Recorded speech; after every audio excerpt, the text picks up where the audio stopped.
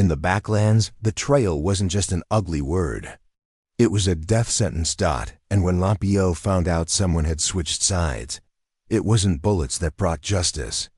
It was humiliation, dust in the mouth, and thorns tearing from the inside. No one remembers the traitor's name, but they remember what he did. He sold out the gang, tipped off the cops about the king of the Congaco's route, and thought he'd get away, but he didn't. Lampião didn't scream, didn't raise his gun. He just stared deep into the traitor's eyes and said, "Today, you'll eat zike thorns." And the man did. Before we begin, if stories like this grab your attention, go ahead and hit that subscribe button and drop a like too. It helps keep the legacy of the Congaco alive out here. Now then, are you ready?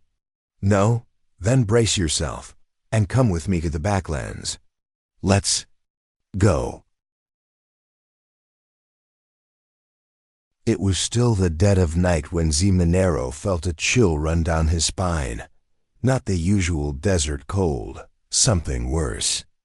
A feeling that someone, unseen, was watching him through the cracks of his old adobe house. For 3 weeks, sleep had eluded him since he betrayed Lampião, the most feared outlaw in the Brazilian Backlands, by giving secret information to the militia. In return, 30 reis and a shaky promise of protection. Now that promise felt worthless. Fear gnawed at him like a worm under the skin. He rose quietly, careful not to wake his wife or their 3 children sleeping nearby. Outside, the Backlands stretched dark and silent, broken only by a distant owl and the dry creak of cactus branches swaying in the wind. Zé Acute knew this land like the back of his hand, the rocks, trees, hidden trails. For nearly 2 years, he had been a guide for Lampião's band, leading them safely, warning of patrols, bringing food and ammo. But greed had betrayed him. "What's wrong, man?" whispered his wife, stirring. "Can't sleep again?" "No." "Go back to sleep," he said. Though it wasn't nothing. Sgt. Bezerra promised secrecy. No one would know who betrayed the band. But in the Sertão, Brazil's harsh Backlands, secrets slip away like water through fingers, and no one forgives betrayal like Lampião, the king of the Congaco. The militia's ambush failed, and Lampião's gang vanished like smoke on the wind. But not before leaving a cruel message carved into Sgt. Bezerra's chest. "He who plants betrayal harvests mandacaru." Mandacaru, a fierce cactus covered in sharp thorns, a warning all new. For 2 weeks, Zé fooled himself he was safe. Lampião had many enemies, many guides scattered in the Sertão. How could he know he was the target? But paranoia grew. Neighbors' glances, whispers stopping when he came close. The crushing feeling of being watched. Then, on week 3, his fear was confirmed. Joe Bofacao, another guide, came to his door one moonless night, face pale with terror. "Zé, brother, I have to tell you," he said, glancing behind him like the devil might appear. Lampião's hunting for answers, asking who knew about the camp at Riacho das Piranhas. Zé's blood ran cold. The Riacho, the place he betrayed, where Lampião and his gang rested and drank. "What kind of questions?" Zé asked, voice shaking. "Carisco and Valtasica are going door to door. Yesterday morning, they came to my house. Carisco pressed a knife to my neck, asking how many times I'd been to the Riacho, who I met, if I saw anything strange." Facao wiped sweat from his forehead. "Zé, they know it was someone inside, someone who knew the gang's habits." "And what did you say?" "The truth. I told them I didn't know anything. that I was loyal to the captain. But Joe Facau squeezed Z's arm. They're coming for you, maybe today or tomorrow. When they do, they'll ask the same questions. You have to disappear, brother. Take your family and run. But Z couldn't just run. He had his farm, his goats, and a house he built with his own hands. Besides, running would make him look guilty. In the Serdao, a man who runs without reason becomes suspect fast. I can't, Joe. If I run, they'll be sure it was me. I'll stay and deny everything. They have no proof. Joe shook his head. Z. Lampião doesn't need proof. He only needs to be sure. For 2 days, Z kept his routine, working the farm, feeding the goats, fixing the roof, but always alert, listening, waiting. Maria, his wife, noticed his tension but said nothing. Then one Thursday morning, as the sun rose and the heat pressed down, they arrived. Z was fixing the fence when he saw dust on the road. 5 horsemen rode slowly, as if they had all the time in the world. He didn't need to see their faces to know who they were. In front was Lampião, on a chestnut horse, leather hat tilted, bandolier across his chest, Winchester resting on his leg. Even from far away, his presence was clear, a mix of power and threat. Behind him came Carisco, Valtasica, Azulo, and Mergelhau, all armed, calm, ready to deliver justice. Z dropped his hammer and walked slowly toward the house. His legs felt heavy, his heart raced, but he kept his face steady. There was still a chance, however small, to prove his innocence. "Good morning, Captain," he said as the horseman stopped. "It's an honor to have you here." Lampião dismounted with steady movements, looking at Z with sharp eyes, as if seeing into his soul. He wore a neck scarf, gold earrings, and a smile that didn't reach his eyes. "Z Minero," he said, calm but threatening. "How's your family? Is the farm doing well?" "Thank God. All is well. The rain was little this year, but the corn is growing." "That's good," Lampião said, scanning the farm. "You've always been a hard worker, Z. I remember when you started with me, 2 years ago. When Sergeant Macedo hunted me." "Yes, Captain. I was always loyal." "I know," Lampião said, removing his hat and running his hand through his gray hair. "That's why I was surprised to hear some things." Z's stomach dropped, but he stayed calm. "What things, Captain?" "You know what I mean, Z." Lampião smiled wider, but it wasn't a happy smile. "The attack at Riacho das Piranhas," Lampião said, teeth stained by tobacco. "Someone gave away my location to the macacos, the soldiers. Someone who knew exactly where I camped, my habits, my schedule. Captain, I would never. Calm down, Z. Let me finish." Lampião raised his hand. "For 3 weeks my men visited every coatero around here. Do you know what they found?" Z swallowed hard, silent. "They found you talking to Sergeant Pazira. Twice, once a week. Before the attack, and again 3 days before." Lampião stepped closer. "They also found you spending money you didn't have. 30 mil rees at Antonio Gordo's store corn, beans, rapadura, even cloth for your wife." "Captain, I can explain." "I'm sure you can." Lampião stopped just feet away. "But first, meet a friend of mine." Carisco got off his horse, pulling a tall mandacaru cactus from a leather sack covered in sharp thorns. "You know this plant, don't you?" Lampião said.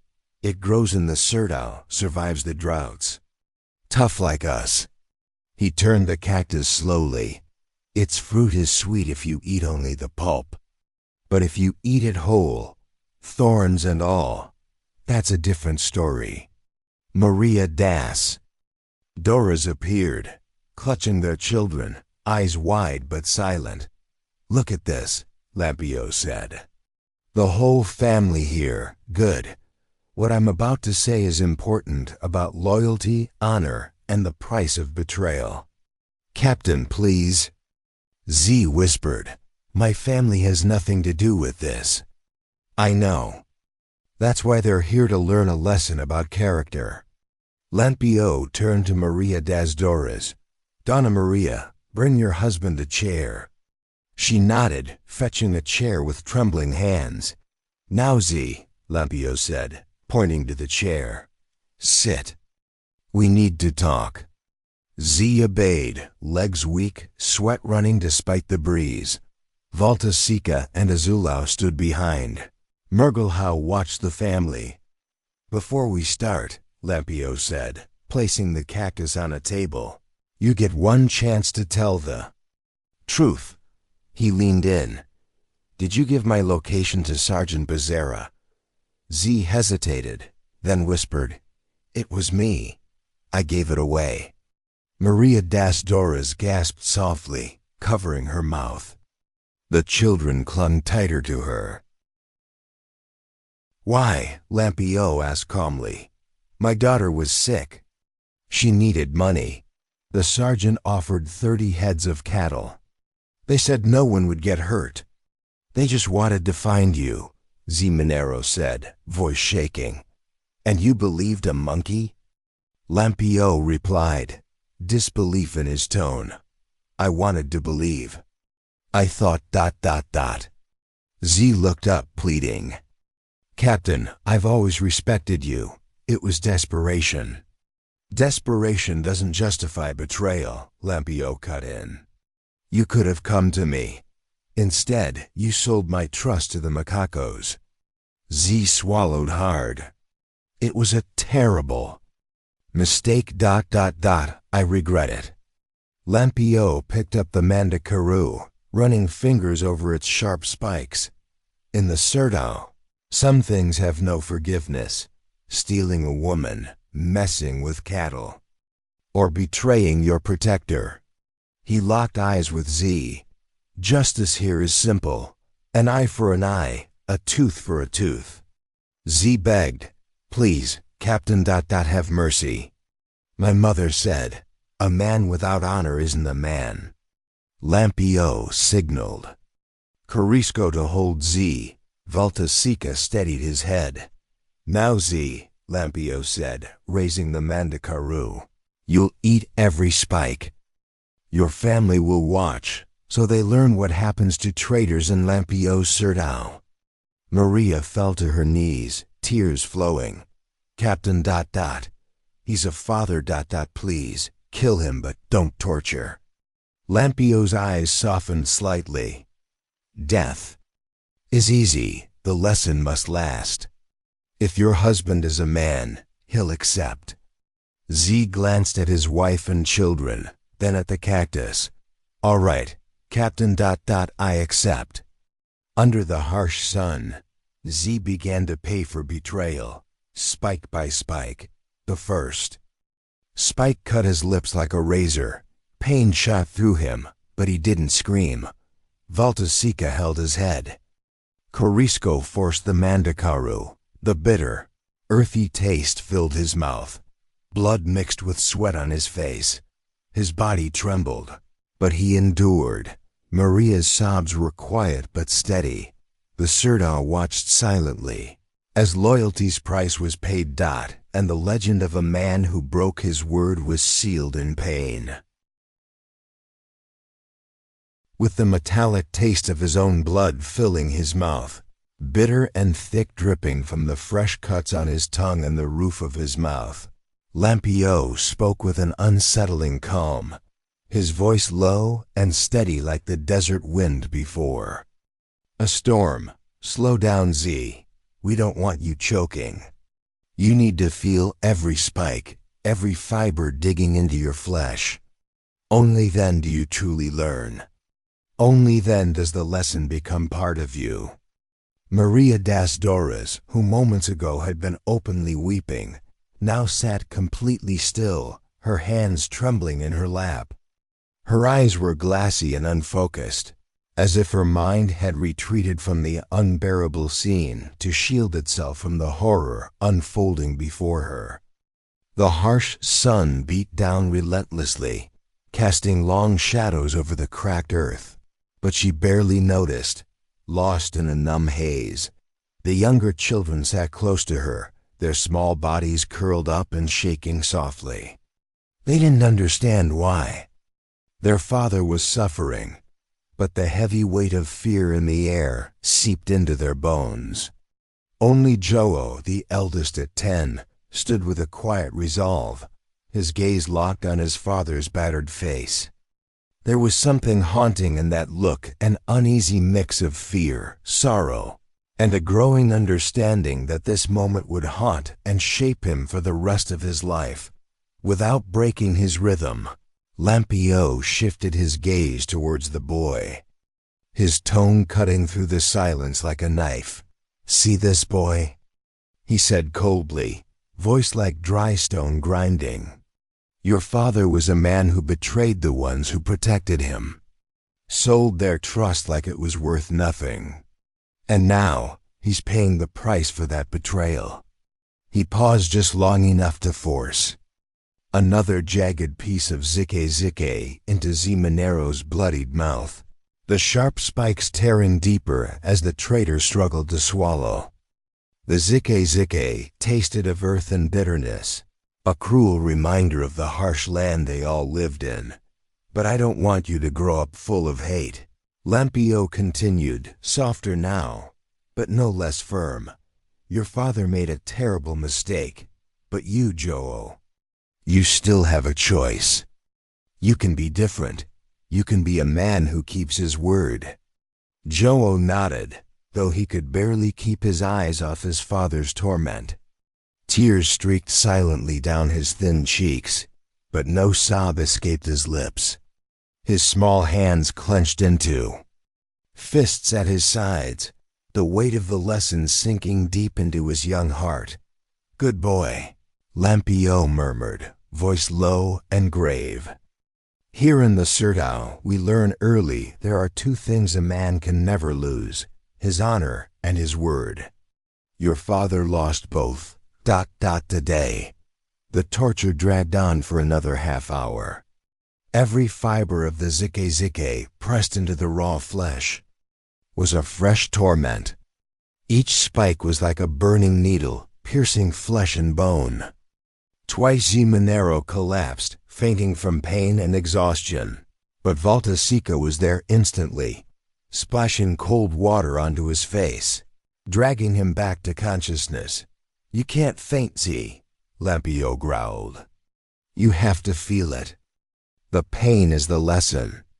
It's what burns itself into your soul, so you never forget."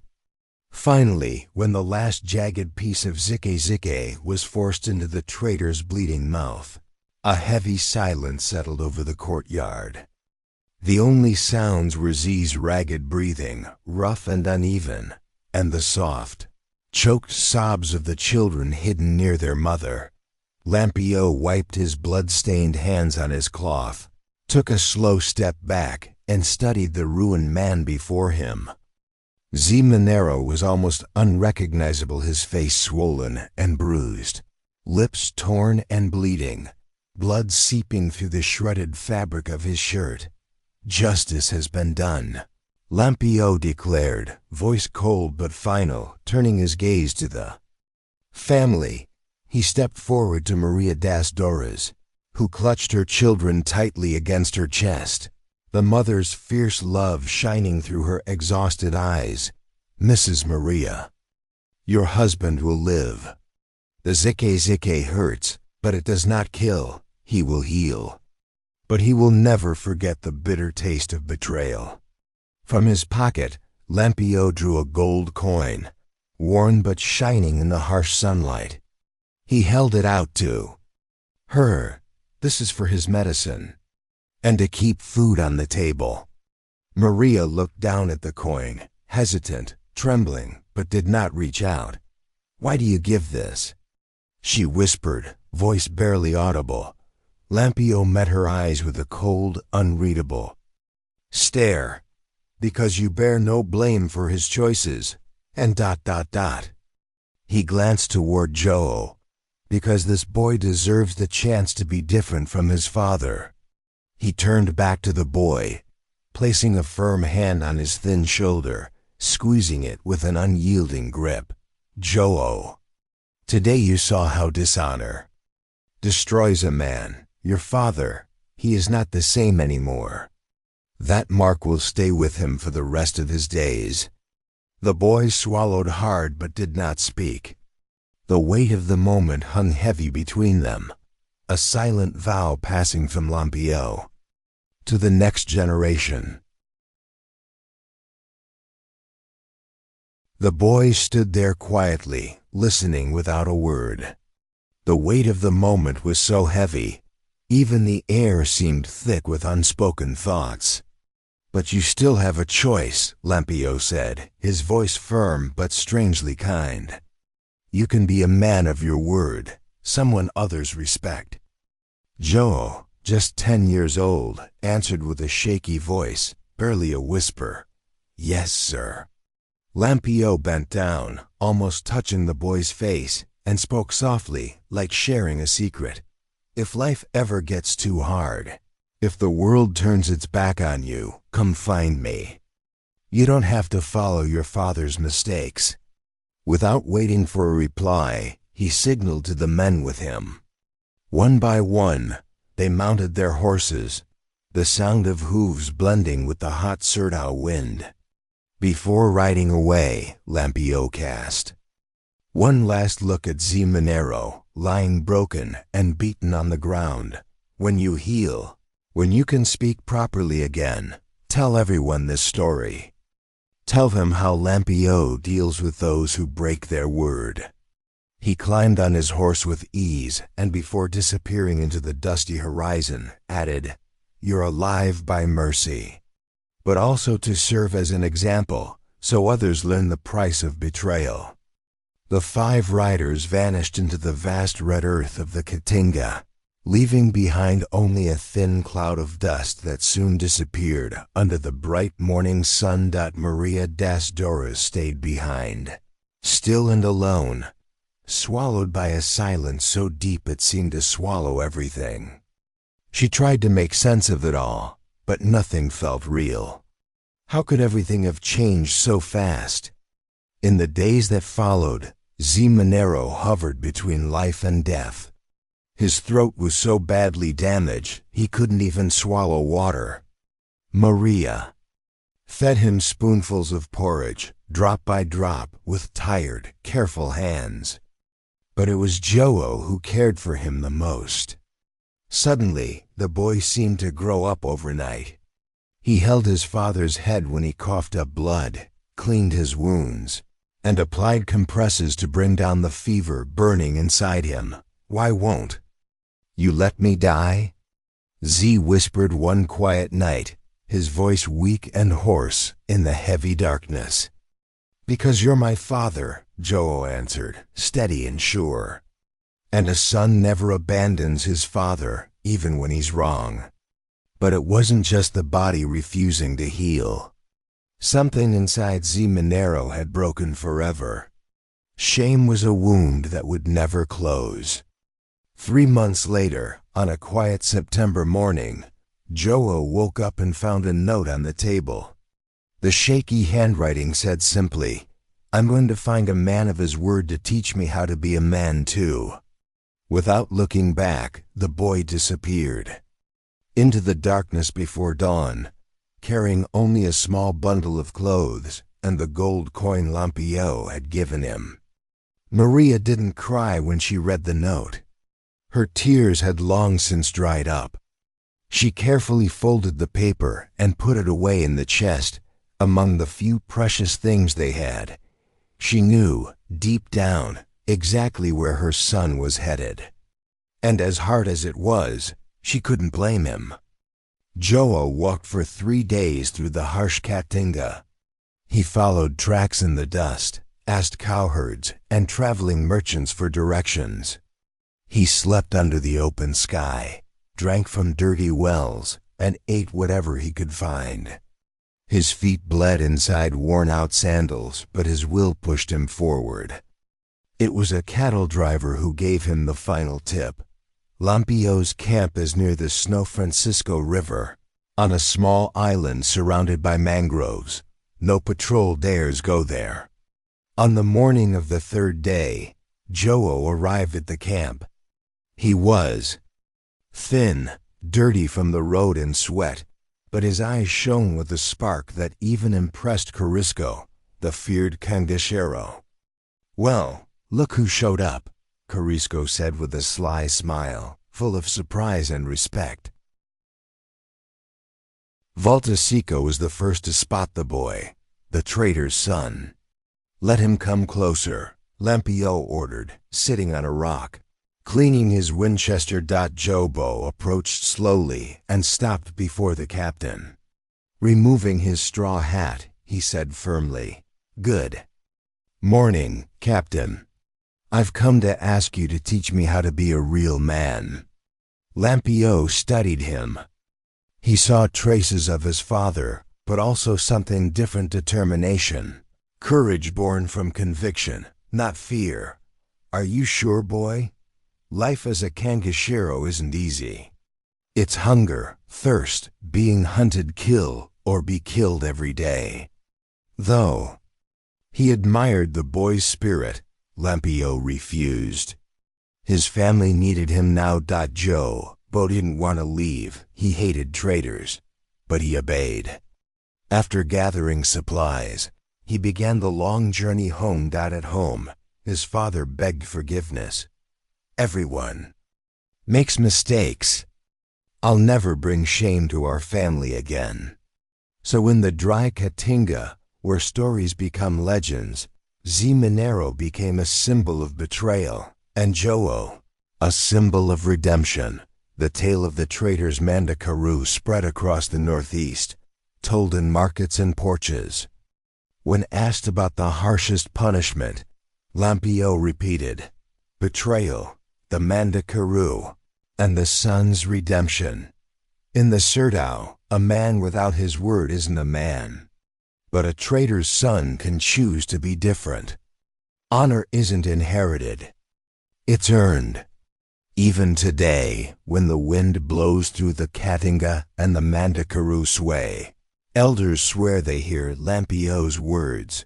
He who sows betrayal reaps the Mandacaru. The story isn't just a lesson. In the Sertão, where law rarely arrives, justice depends on strength. Men like Lampião followed a strict code, harsh but understood in that world. The dry heart of the Caatinga keeps the legend alive whenever someone thinks of breaking their word. The ghost of Zé Mineiro appears as a warning. In Lampião's Sertão, betrayal tastes like Mandacaru. I don't want you to grow up with hate. Your father made mistakes, but you can choose to be different. Be a man of your word. So the Mandacaru story became more than revenge. It's a symbol of the Sertão, where a man's word is worth more than gold, loyalty more than money, and some lessons are written in blood. Lampião, king of the cangaceiros, lived and died by his code, leaving stories of violence and lessons on what it means to be a man in a land where only the strong survive and only the honorable are remembered. In the dry Caatinga, where danger hides in every bush, the legend lives on. And when trust is broken, the ghost of Zé Mineiro returns. In the Sertão, even silence carries memory. And when the name Zé Mineiro is whispered by the wind, it's single quotes. That's not just shame that returns, it's a warning. Because more than punishment, this story is about choice. And João das Dores chose not to be like his father. He chose to walk with his head held high, even when the world called him traitor's son. And maybe That's what Lampião wanted to leave behind most of all. That blood may carry the past, but it's honor that builds the future. If stories like this stir your heart, if these legends of the Outlaw make you think, feel, imagine, subscribe to the channel, leave your like, and drop a comment below telling us what you would have done if you were Lampião, or if you were the boy. Because here, my friend, with every story told, the memory of the Candico lives on, and the Outlaw never falls silent.